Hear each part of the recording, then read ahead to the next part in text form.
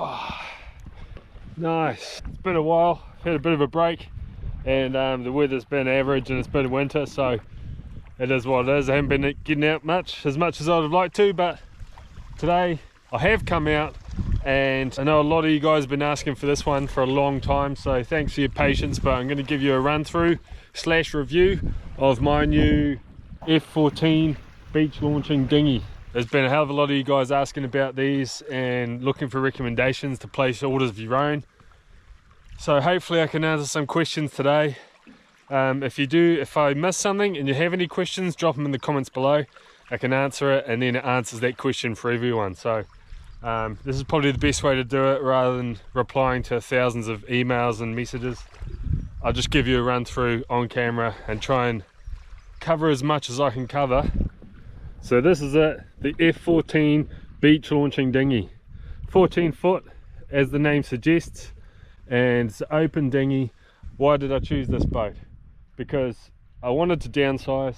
I love the Frewzas, and I went for a dinghy to maximize the space in the boat, because you got to remember it's only a small boat, so I want to use every square inch I possibly can.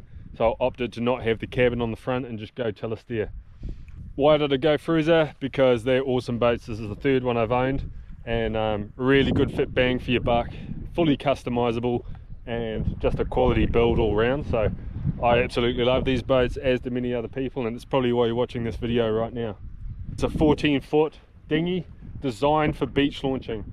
So it's small, it's light, it floats in a puddle of water, easier to handle by yourself. The raised sides and transom to prevent any surf coming over the sides when you are beach launching. This is a bit more than your standard package. So what I've opted to do is upgrade the thickness of the hull. So I upgraded that to, I can't remember what thickness, but I'll put it down here. So reason I did that is for stuff like this, when I'm up on the beach, going onto rocks, and just for all around sort of sturdiness of the vessel, I guess. Just adds that bit extra weight, bit extra protection, and it means you just don't have to worry so much about running up on beaches and rocks, and you can use it for what it's designed for. I opted for the keel strip, so you can just see it sticking out of the sand there. That is covers the front third of the boat, and again it's just added protection on the nose, front of the keel, where it's going to get the most wear from doing stuff like this. The Manson Supreme anchor, these anchors are bloody awesome. I had one on my last boat and they've got a really good holding power.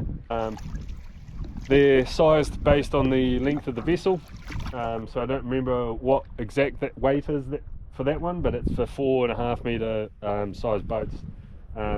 Great holding, and made in New Zealand. I think it's the only anchor that's made in New Zealand, so you're supporting local by going with one of them. Second, I opted for this high bow rail right around the bow of the boat, all around the casting platform, all the way up the front. So it's nice and open. You got handholds for deploying the anchor, and I also use it as a gun rack for spear guns on either side, just to free up some gunnel space. One thing you've got to think about with small boats is you want everything to almost have two purposes if you can. It's easy to get carried away when it comes to modifications, but especially on small boats, make sure that you can justify each modification, and if you can, make it a double use sort of piece of equipment or modification, and it will mean that you're not cluttering up your boat and you're making the most of what you've actually put on. So that's why I went with these high bow rails. It offers protection, but it also gives me places to mount spear guns and keep them out of the gunnels. Onto the gunnels, as you can see, full open gunnels all around, absolutely awesome. So you can stow large spear guns, rifles. Whew, what have I got in here? Fishing tackle, lures, phones, camera equipment, anything. You can get it all off the floor and into these gunnels. Dive gear, masks, snorkels, booties, gloves, everything, lunch boxes, and it means everything's off the deck's clear, and you've got enough space to work. As I was saying before, everything needs to have a double purpose. These things not only act as handholds, they not only act as handholds when you're sitting at the front of the boat for passengers and stuff. Your dive fins fit in here. They wedge in and the foot pockets stick out, and you can get 2 sets of dive fins in each side. So it keeps it out the way, again keeping it off the floor, but it's a double purpose add-on. It's a handhold and it's for holding your fins. I opted for alloy rod holders all around this time, not the plastic ones, just so, well, they're just a bit sturdier. Why not? You know, for the little bit extra you pay, you get a good quality finish and a much sturdier rod holder. I opted for 4 from standard, so I've got 2 at the back facing that way and 1 on each side here facing out sideways. I will add some more. I'm just going to add some rail blazers so I can move it around. I'll probably chuck another couple up the front, and maybe 1 around here with a cup holder. So another thing you've got to think of when you're building a boat, and this is the way I like to do it anyway, get the bare minimum you need from the factory, start using the boat, and then decide where you want to go with accessories. So that's why I opted just for the basic rod holders now. Figure out how I use the boat and what I need, what I don't have, and I can always add in the Railblazer components later on, because they're interchangeable, they're cheap, they're easy to fasten, and it means you can customize it to your needs, because it's really hard to put a boat together fully finished with extra modifications when you haven't even used the boat or been on it or seen it. So yeah, there's some things I'd like to just leave at the end and do myself. I did go for the Railblazer bait board, so 2 Railblazer fittings, and the bait board just clips in there. That way I can remove it and have it on for fishing operations, and then when I'm diving and stuff like that, or just sightseeing, I can take it off. Ooh, I'm just drifting away. I can take it off and stow it away. It also means when it comes to cleanup, you can remove it, you can scrub it, you can water blast it, and you can leave it in the sun and it'll disinfect it and get rid of all that nasty stuff from your fishing missions. Oh, breather. What else? Okay, we got the full casting platform up the front. By doing this, you're covering up the curves of the bow and you're really maximizing that floor space. I reckon I've gained an extra, almost a 1/3 floor space just by having this up here. So it's obviously a seat. You can put 2 people up the front here. You can chuck a beanbag up there for the kids, and it's great for casting, flicking soft baits around, casting top waters. So nice open front bow, no obstructions. You're elevated, you've got a bit of extra elevation for your line of sight. So I'm looking forward to starting to use that properly. There is an anchor well up the front here, so I just lift this, put this anchor in here, and this is just big enough to fit your anchor in, just big enough. So perfect size of anchor well. I think I've got about 50 meters of rope on there and a nice solid anchor which is held nice and safely under there. The other thing I did on this casting platform, and I didn't do this at factory but I decided I'd do it after the fact, was added these countersunk rod holders. This allows me to store my rods upright, get them off the deck. I can clear rods out the way if you're getting ready to dive and stuff like that. And it just gets them out of the way. It stops them getting salt spray. When you're towing, you can take them out of the rod holders, because I've lost rods out of rod holders through towing before, and you can stow them in there and they're nice and secure, and you not have to put them in your wagon and all that carry on.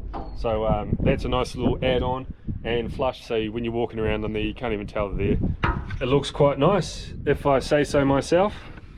You're probably noticing I've gone with the EVA foam once again. I absolutely love this stuff, as you guys know. I put it in all my boats. It's comfortable, it's warm, it reduces the noise, and it just looks absolutely awesome. So I fitted all that myself, as you've probably seen in one of my other videos. If you haven't seen that, the install how-to, I'll put a link in here, or here, or here, somewhere. I'll put a link in, and if you want to know how to lay this stuff yourself, go and watch those videos, and it gives you a run through step by step of how to do it. Getting a bit parched, too much talking. So coming down from here, underneath the casting platform, you have a full storage area that holds my fuel tanks. I can get 2 24-litre fuel tanks in there, or fuel and dive gear. Anything I want I can stow up there and get it off the deck. You don't even know it's under there. The reason I opted for the fuel up the front is for solo missions. This is a small boat with a big donk, and it's got quite a bit of weight at the back, so where I could, I wanted extra weight up the front, and that really helps it get on the plane and have a really smooth ride. So that's a good little addition to the boat. It just maximizes that storage. If you didn't have that, there's no large bulk storage on these small boats, so again it just keeps that deck open, gives everything a home, and just makes it stress-free when you're on the water. I also carry this chili bin. I've got a squab for that, and that acts as a seat. Bit more of a casting platform back here. I can lie down on that, whatever, and obviously keeps all your fish nice and cold. You've still got plenty of room to move around it. You can spin it around and have it up the bow. You can put it up on the platform. Again, it helps distribute that weight to the nose of the boat, especially when I'm by myself. When you've got extra people on board, you can use people as ballast and not have to worry about it too much. But that's one thing I would recommend doing if you're getting a big donk on the back of these small boats, is distribute that weight. You'll get the best ride out of it, best fuel economy, and happy days. So that fuel line runs up through here and through this ducting all the way to the back, so nice and flush. Frewza have done a beautiful job on this, and I'm really stoked with the boat, how it's turned out. Let's get into the donk.